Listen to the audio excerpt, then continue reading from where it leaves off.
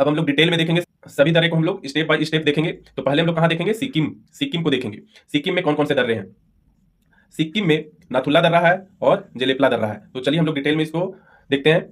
नाथुला दर्रा का ऊंचाई कितना है? 4310 मीटर है और यह सिक्किम को चीन से जोड़ता है, ध्यान रखेंगे। इसकी विशेषता क्या है? प्राचीन रेशम मार्ग है का हिस्सा है। 1962 युद्ध के बाद बंद कर दिया गया था, ध्यान रखेंगे।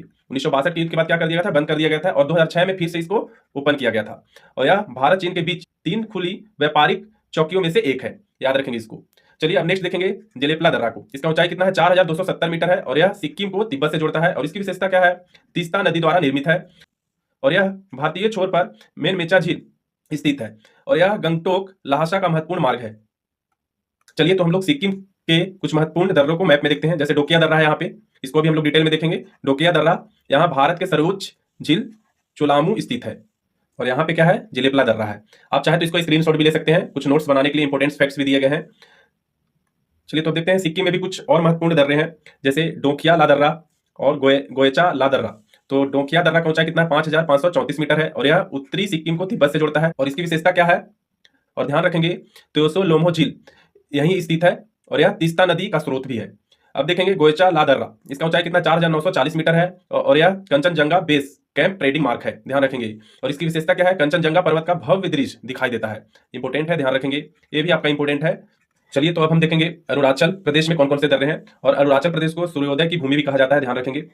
अब यहाँ पे बोमडीला है, यहाँ पे क्या है? यांग याप दर्रा है, यहाँ पे क्या है? दीपू दर्रा है और यहाँ पे पांग्श शार दर्रा है। तो इसका हम लोग शॉर्ट में भी देख लेते हैं, आगे में हम लोग क्या इसका डिटेल देखेंगे।